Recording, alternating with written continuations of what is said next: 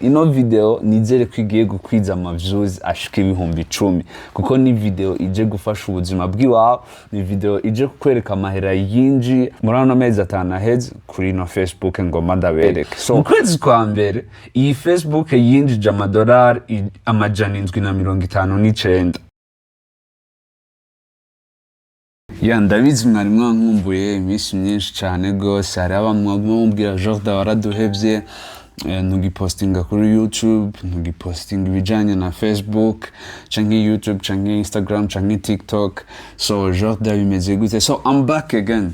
Ndagarutse no munsi renje nzanye testimony. No munsi nibaza ko ari inyigisho, no munsi ni ntahe aho nza kukwereka uko Facebook iriko irinjiza amahera mu buryo butangaje. So ngomba nkoreshe imwe mu mapage mfise hano hafi, uraza kuyibona ndiko ndabicisha kuri screen. Ntabwo ari page yanje gusa, ni page yo mu Burundi nyene. So turinjire muri page yacu,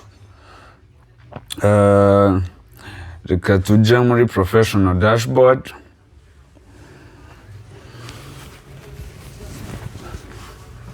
Ugeze hano muri professional dashboard urabona hariho ya partie y'ama views, partie y'amahera umaze kwinjiza, partie ya engagement canke aba followers umaze kwinjiza mu minsi 28.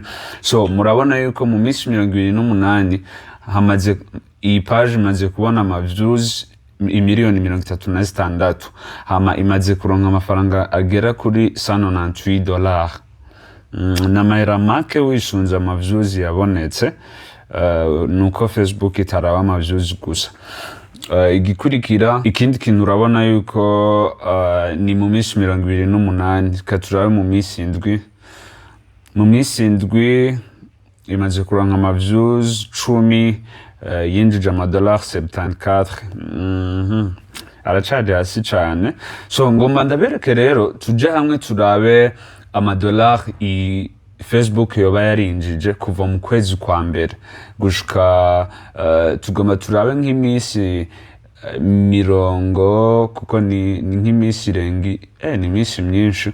Tugomba turabe kuva mu kwezi kwa mbere kwa 2026 gushika muri kuno kwezi turimwo ntabwo ishobora kwafisha ukwezi kwa gatandatu. Tugomba turabe kuva mu kwezi kwa mbere gushika mu kwezi kwa gatanu amahera yinjiye kuri ino Facebook page yacu mubona hano. So aho duca ni he? Duca tugenda ahantu hano kuri monetize.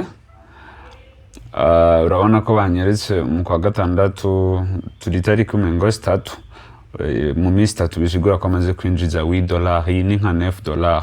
Tugomba turabe rero umwaka wose kuva mu kwezi kwa mbere gushika muri kuno kwezi turimo hamaze kwinjira amahera ngana gute. So canza hano kuri see all ndahafyonze. Shonze kuri see all baca banyereka liste y'amahera amaze kwinjira kuri no page kuva muri kuno kwezi kwa mbere. Niho tugomba turabonere rero. Urabona hano tuza guhera munsi mu kwezi kwa mbere. Hano rero niho biryoheye. Mu kwezi kwa mbere iyi Facebook yinjije $759 n'ibice 14. Tukayasa amahera make. Mu kwezi kwa kabiri iyi Facebook yinjije $667 n'ibice 10. Mu kwezi kwa gatatu yinjije $790. Mu kwezi kwa kane hinjiye $240. Mu kwezi kwa gatanu hinjiye $254. Mu kwezi kwa gatandatu rero ariko kuko turimwo aya mahera ntabwo yoba amaze kwinjira ari menshi kuko tumaze kukugendamwe iminsi 3 yonyene amaze kwinjira $8, kandi vyumvikana yuko hari isubira nyuma gatoya. So aya novuga yuko ahantu ariko ndabereka amahera yinjiye yose hamwe. Ugerageje guharura, reka twinjire muri calculatrice duharure eske aya mahera yoba ngana gute.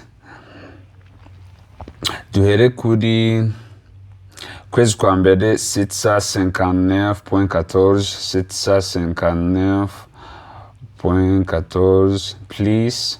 Kwezi kwa kabiri 667.10 please. Kwa gatatu ni 790.53 please. Kwezi kwa kane yari 240 99 240 99 254 43 200 wait 54 43 54 43 please 8.89 8.89 sorry 89. Oh wow, so bisigura ko kugera uno mwanya muri ano mezi n'amezi angahe? Ni 3 4 5 6 amezi 5, kuko ukwa gatandatu sinshobora kuguharura neza. Reka wanagomba nkureka no madolari 8.89 moins 8.89 muri ano mezi 5 ino Facebook imaze kwinjiza $2712 $2712.19. So ngomba ndayagabure n'amezi 5 turabe ngabure na 5 bisigura ko mu kwezi amahera make yoba yinji uba yari yinji yari $542. So cufata winjije $542 uri mu Burundi, tufate yuko upanze inzu ya $100 canke $200, upanze inzu ya $200 usigaraniye 300 ntaco, 350 340. So ayo madolari 300 urashobora kuyakoresha ikindi kintu. Nubwo ufungura, dufate ko wafunguye $100 canke $200, wagize $100 ubitse ku mufuko. So ubu nibwo buryo uja gusanga ukwezi ushobora kwisanga mu kwezi iyi Facebook igufashije.